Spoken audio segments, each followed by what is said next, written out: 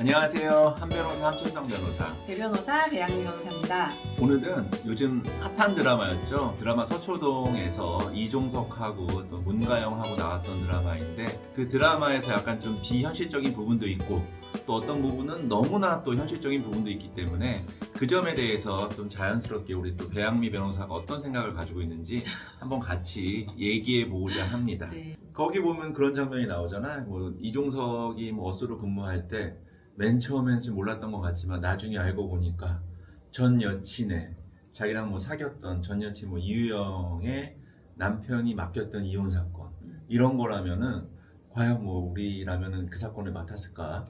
난 그런 생각이 들었거든. 전 여친 남편이 일부러 나를 찾아왔다는 걸 설령 모른다고 하더라도 상대방이 전 여친이잖아요. 내 그렇지. 의뢰인의 상대방이 전 여친인 걸 알면 일단 저는 선임을 안 할 것 같아요. 요거 한번 봐야 될 것 같다. 남자친구를 상대하면 걔가 좀 불편해하지 않을까 싶었는데.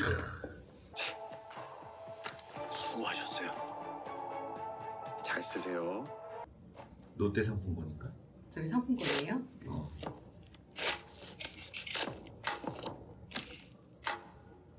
되게 조금 넣으셨나 보네요. 잘 썼습니다. 저 상품권을 보면서 어떤 생각이 들어? 근데 저 상품권이 나중에 드라마에서 1,000만 원이라고 나온다면서요. 근데 1,000만원짜리 상품권이 있나? 일단 없을 것 같긴 한데 1,000만 원이면 얼른 붙여야지 다시. 저 1,000만 원이면 다시 저 붙여야죠. 남편이 네. 거짓말한 것 같은데 괜히. 네, 그럴 수 있죠. 어. 네. 이종석 입장에서는 그 내 생각엔 마지막까지 그 여자친구에 대한 좀 의리, 미안한 감정, 좀 복잡다기한 감정 속에서 그냥 자기 자존심을 지킨 것 같아. 나는 이걸 어쩔 수 없이 대표가 시켜서 이 사건 했지만은 그래도 나는 이 성공 보수까지 받으면서까지 너한테 이렇게 뭘 하고 싶은 생각은 아니었다. 그런 마음이 아니었을까. 참 그래도 이종석 다시 보니까 너무 잘생겼다. 야. 네, 저렇게 잘생긴 변호사가 있으면 굉장히 그 로펌이 잘 될 것 같은데 현실에서는 잘 없더라고요. 아까도 얘기했다시피 뭐, 뭐 잘생긴 애들이 뭐 나 빼고 다 공부 안 하지 뭐. 아, 나 빼고는 네, 나 빼고는 제가 못 들은 걸로 하고요. 근데 제가 이종석 입장이었으면 그 생각을 했을 것 같아요. 그러니까 저라면은 사건을 안 맡았을 것 같은데 한편으로는 본인이 그 전 여자친구 사건을 맡으면 다른 사람은 이 두 사람의 사정을 볼 필요가 없잖아요. 그러니까 이 여자분의 치부가 다 드러나는 상황이거든요. 특히 이혼 사건 같은 경우는 뭐 폭력도 있어, 무슨 뭐 자잘한 얘기도 있어, 게다가 온갖 거짓 비방도 많이 오가는데 그걸 다른 사람 손에 맡기느니 차라리 내가 이걸 하고 그냥 내가 이걸 조용히 덮어주고 싶다 뭐 이런 생각도 모르고 진행했을 때는 했을 것 같고요. 너무 이종석을 멋있게 또 미화한 것 같은데. 근데 남편 저런 식으로 나오면 저도는 사실 안 받죠. 네. 주가 조작 사건이었는데 이 변호사가 선정된 이유는 나이도 비슷하고 웃긴 얘기 잘한다 라는 이유만으로 계속 들락날락했던 장면이 있었는데 이 집사 변호사 설마 뭐 배 변호사는 했던 건 아니었잖아.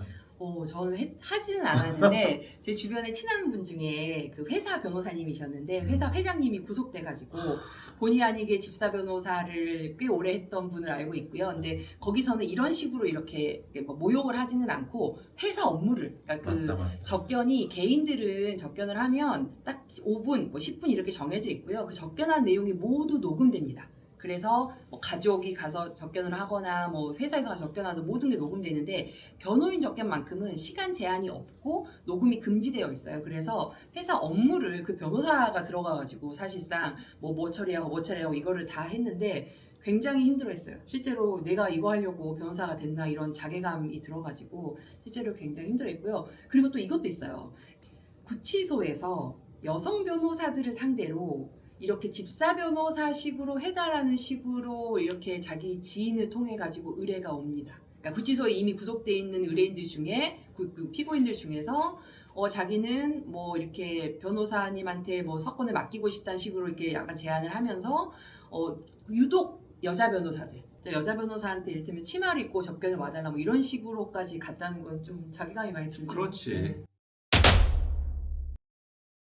근데 또 한 번 또 얘기하고 싶은 게 그럼 여기서 보면 그 산재 사고가 났었는데 정작 그 산재 사고를 상담했던 첫 번째 그 어떻게 보면 이렇게 돌아가셨던 분의 와이프가 와서 뭐 뭐 이종석이랑 상담을 했는데 정작 이종석은 뭐 나중에 그 회사 대표의 결정이었는지 모르겠지만 그 보험회사에 대리한 사건이 있었잖아. 네네. 근데 거기서 또 이종석 정말 잘생겼는데 일도 잘하나 보다야.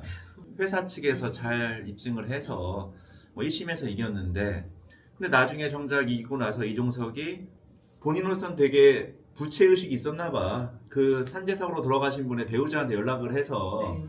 그 이러이러한 포인트를 알려주는 장면이 나오는데 음. 이 점은 내가 솔직히 말하면 서초동 드라마에서의 오게티가 아닐까. 물론 이 드라마 작가를 쓴 분이 현직 변호사라고 난 얘기 들었지만 너무 이렇게 좀 극중 몰입감을 위해서 좀 리얼리티를 약간 희생한 게 아닌가라는 생각이 들었는데 일단은 A라는 사람의 변호를 맡은 사람이 A의 상대방인 B라는 사람에게 A가 가지고 있는 정보를 알려주는 것 자체가 일단은 변호사 윤리 위반이죠. 그래서 그걸 해서는 안 되는 행동이고 실제로 하는 변호사도 저는 거의 없을 거라고 생각을 하거든요. 그게 아무리 사회 정의에 맞다고 하더라도 차라리 내가 A 사건을 안 하고 말지. 그거는 사실은 현실에서는 거의 뭐 없는 일이다 이렇게 보시면 될 것 같아요. 그렇지 생각해보면 자기의 비밀을 모든 걸 어떻게 보면 자기 속내를 변호사한테 털어놨는데 그 변호사가 이 사건이 끝났다고 해서 나의 비밀을 상대방한테 얘기한다라고 하면은 의뢰인 입장에서는 되게 큰 배신감, 그죠. 예. 되게 그 변호사에 대한 신뢰감이 완전히 떨어질 것 같아. 변호사는 어떻게 보면 난 정신과 의사랑 비슷한 직업이라고 생각을 해. 맞아요. 그 치부를 드러내지 않는 이상 우리는 거기에 또 걸맞는 해결책을 답변해 줄 수 없고 되게 당황스러운 순간이 나올 수도 있는 거잖아 네. 결국은. 그래서 되게 많은 그 사람의 정말 보여주고 싶지 않은 자기만의 정보를 알게 되기 때문에 그 비밀을 잘 유지하고 절대로 상대방한테 그게 상대방을 포함해서 누구에게라도 누설되지 않는 게 중요하기 때문에 그런 면에서 네, 정말 그 비밀 유지만큼은 잘 된다. 그럼 이렇게 좀 믿어주셨으면 좋겠습니다. 여러분들 뭐 드라마 서초동 얼마나 재밌게 보셨는지 모르겠지만 그 변호사 입장에서는 되게 잘 만든 웰 메이드 드라마라는 생각이 듭니다. 그래서 그 드라마 서초동 만든 그 변호사님한테 되게 감사드리면서 이 촬영을 마치고자 합니다. 감사합니다. 지금까지 한 변호사 배 변호사였습니다. 안녕. 1,000,000원이면 얼른 붙여야지 다시. 변호사님은 별다른 아, 리액션 안 1,000,000 하는 원이요? 것 같아서 저는 붙일 필요가 없죠. 안 찢을 거니까. 그걸 왜 찢어요 힘들게. 붙이기도 얼마나 힘든데. 안 찢어요. 이게 딱 보면 나오잖아요. 각이 나오면은 그냥 뭐 잊어버리면 되지 않을까요? 그냥 감사합니다 하고 그냥 어디 가 술 먹으면서 쌍욕하면 되죠. 나쁜 새끼 그러면서. 그걸 굳이 뭐 이렇게 뭐 찍고 붙이고 하는 작업을 저는 하진 않습니다. 아 그리고 저 뭐 우리 와이프 볼 수도 있겠지만 그런 거 없습니다.